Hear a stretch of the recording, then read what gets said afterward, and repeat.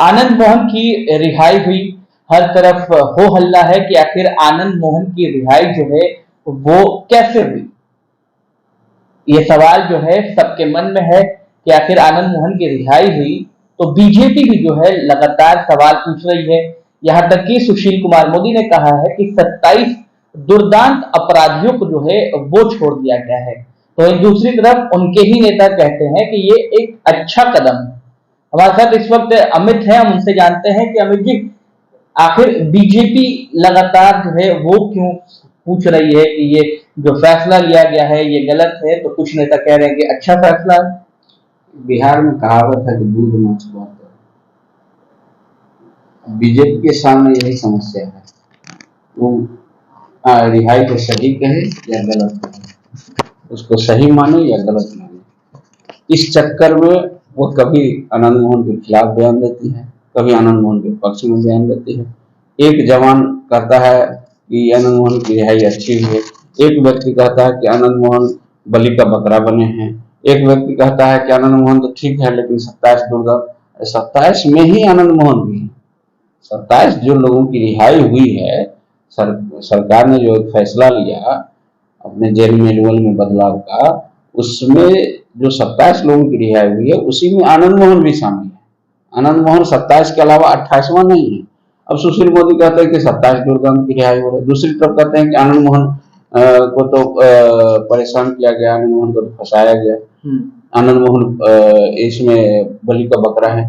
तो आनंद मोहन बेसिकली आनंद मोहन भी उसी में से है। तो फिर आप कहना क्या चाहते हैं?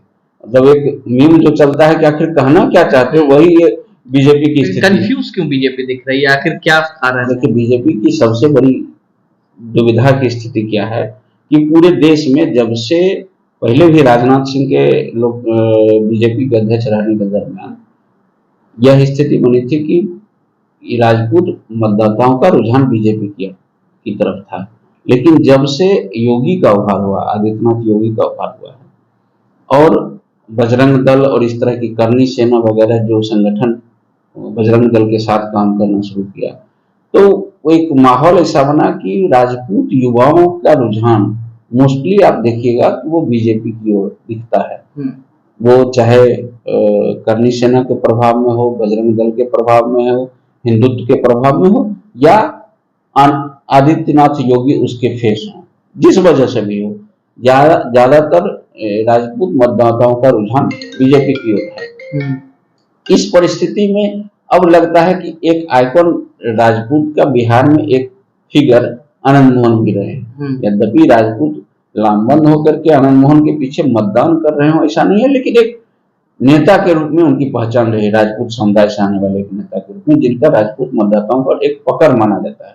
वो वोट कितना दिलवा पाते हैं ये अभी तय नहीं हुआ है, क्योंकि जब भी वो चुनाव लड़े हैं अलग से, तो उसमें उन्होंने कोई बहुत बड़ा तीर नहीं मारा है। हाँ, यह अवश्य है कि कुछ चुनाव ऐसा हुआ है जिसमें उनको सफलता मिली है। एक उदाहरण के तौर पर वैशाली से उनकी पत्नी निर्दलीय चुनाव लड़ रही थी 1994 में। वैशाली लोकसभा का उपचुनाव हो रहा था, और उस उपचुनाव में लवली आनंद जीत गई थी बतौर निर्दलीय उम्मीदवार। तमाम विपक्ष ने एक तरह से उनको परोक्ष रूप से सहयोग किया था, और जनता दल की ओर से राष्ट्रीय जनता दल, मतलब जनता दल था उस समय, वो जनता दल जिसके नेता लालू प्रसाद थे उस समय, उसकी उम्मीदवार थी सत्येंद्र नारायण सिंह की पत्नी किशोरी सिन्हा। सत्येंद्र नारायण सिंह अपने ही राजपूत के बड़े फिगर माने जाते थे, एक बड़े नेता माने जाते थे, और वो किशोरी सिन्हा वैशाली से लोकसभा का उपचुनाव लड़ रही थी, लेकिन वो उपचुनाव में लवली आनंद जीत गई थी। उस वहीं से एक फिगर के रूप में उभार हुआ था आनंद मोहन का, कि जिनकी हैसियत है, एक राजनीतिक हैसियत है, यह एक पहचान बनी थी उसी उपचुनाव से। और उसके बाद फिर उन्होंने बीपीपा पार्टी बनाई, बिहार पीपुल्स पार्टी, 1995 का चुनाव लड़ा, लेकिन उसमें उनको सफलता नहीं मिली थी। खैर, तो हमारा यह कहना है कि आनंद मोहन की स्थिति यह नहीं रही कि वो मतदान वोट दिलवा सके, लेकिन राजपूत प्रभाव वाले जो क्षेत्र रहे, वहां से जहां से भी किसी गठबंधन में उनके उम्मीदवार या वो लड़े या उनकी पत्नी लड़ी, उनको सफलता मिली। चाहे वो वैशाली हो, चाहे शिवहर से लोकसभा चुनाव राजद गठबंधन के, फिर राजद के साथ ही आ गए थे, राजद जनता दल गठबंधन के साथ ही तो वो आ गए थे आनंद मोहन, और वो उस समय शंकर सिंह वाघेला की पार्टी थी राजपा करके, तो उससे वो उम्मीदवार हुए थे शिवहर से, और वो लोकसभा चुनाव जीत गए थे। इसी तरीके से नवीनगर से उपचुनाव लड़ी थी लवली आनंद, वो नवीनगर, अब मतलब समझिए वो लोग सहरसा के रहने वाले हैं, नवीनगर से चुनाव जाके जीत गए थे, क्योंकि वहां भी राजपूत मतदाताओं का प्रभाव था, शिवहर में भी राजपूत मतदाताओं का प्रभाव था। लेकिन अकेले जब लड़े तो वो मुंह की खानी पड़ी उनको।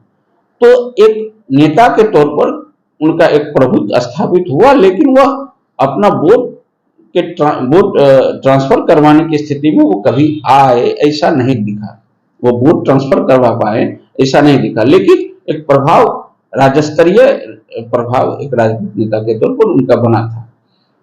तो अब बीजेपी के सामने समस्या है कि वो उनका विरोध करके राजपूतों का को नाराज करे, या उनका सपोर्ट करके सरकार के इस कदम में साथ दे। अब यह उनको समझ में नहीं आ रहा है, इसलिए कभी वो दलित के मुद्दे को उठाते हैं। अब दुविधा देखिए बीजेपी की क्या है। बीजेपी सवर्ण नेताओं से कहवाती है, जैसे आप उदाहरण के तौर पर गिरिराज सिंह का नाम लीजिए, आप राजीव प्रताप रूडी का नाम लीजिए, या जितने भी ये नेता हैं, ये सब बयान देते हैं कि आनंद मोहन को बलि का बकरा बनाएगा, आनंद मोहन की रिहाई ठीक है, ये है वो है, बयान देते हैं। लेकिन अभी तक अपने दलित लीडर को सामने नहीं ला पाई है। इस आनंद मोहन की रिहाई इस आधार पर विरोध किया जा रहा है, इस आधार पर विरोध नहीं किया जा रहा है। एक आईएएस की हत्या हुई थी और उस हत्या में उनको सुप्रीम कोर्ट से भी सजा मिल गई थी उम्र कैद की, तो फिर उनकी रिहाई क्यों हो रही है? इस आधार पर विरोध नहीं हो रहा है। विरोध ये हो रहा है कि वो एक दलित आईएएस थे, जी कृष्णैया दलित समुदाय से आने वाले आईएएस थे, और उनकी हत्या हुई, तो उनकी रिहाई क्यों हो रही है? तो फिर बीजेपी अपने दलित लीडर को भी सामने तो नहीं ला पा रही है। अगर यही पक्ष रखना है तो अपने दलित लीडर को लेकर सामने आती, वो नहीं ला पा रही है। तो कहीं ना कहीं बहुत दुविधाग्रस्त है। उनको यह लगता है कि राजपूत समुदाय थोड़ा सा भावनाओं में बहने वाला समुदाय है, हो सकता है अभी प्रभाव में है आदित्यनाथ योगी का, लेकिन अगर अधिक विक्टिम बनाएंगे आनंद मोहन पर अधिक प्रहार करेंगे, हो सकता है कि राजपूत समुदाय उद्वेलित होकर के उनके खिलाफ चला जाए बिहार में। तो मतलब उनको गणित समझ में नहीं आ रहा है, और इसी गणित में फंसी हुई है बीजेपी। क्या अब दलित को लेकर के भी लोग सवाल करने लगे कि एक दलित की हत्या हुई थी, कुछ लोग सवाल उठा रहे हैं, तो आखिर सरकार ने जो ये फैसला लिया है सही माना जाए या फिर इसको नहीं? देखिए पुनर्विचार की बात। देखिए, राजनीति में क्या सही होता है क्या गलत होता है कहना मुश्किल है। आप नीतीश कुमार जैसे राजनेता की राजनीति अगर आप देखेंगे तो नीतीश कुमार इस मामले में बहुत ही प्रवीण राजनेता हैं, जो यह कहते हैं कि शराब, वो जब 2005 में नवंबर में मुख्यमंत्री बने थे तो उन्होंने बिहार के आबकारी कानून में तब्दीली करके हर इलाके में शराब की दुकान खोल दी, और हर जगह दुकान खुले, बड़े पैमाने पर शराब की दुकानें खुली, और उससे आय होने लगी।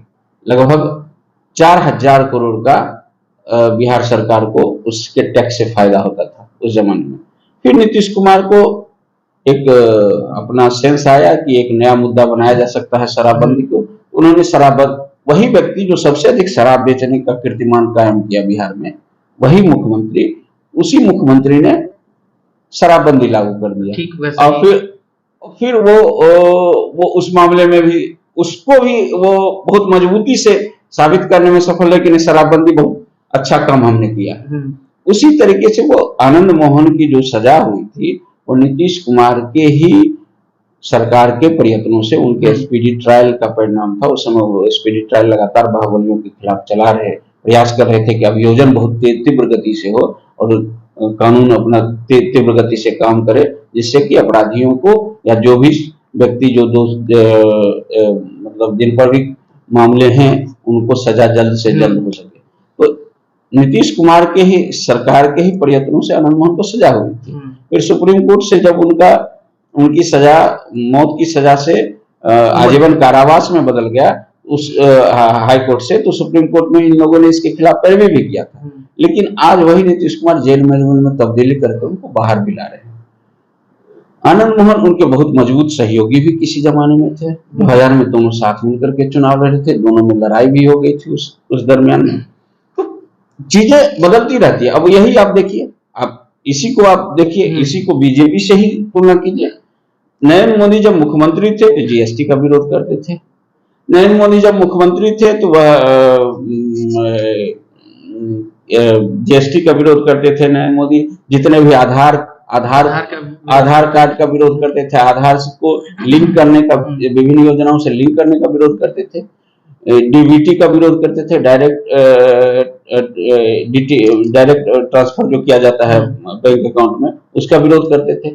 लेकिन वो जब सरकार में आए तो उसी सब चीज को फिर से उन्होंने बहुत मजबूती से लागू किया।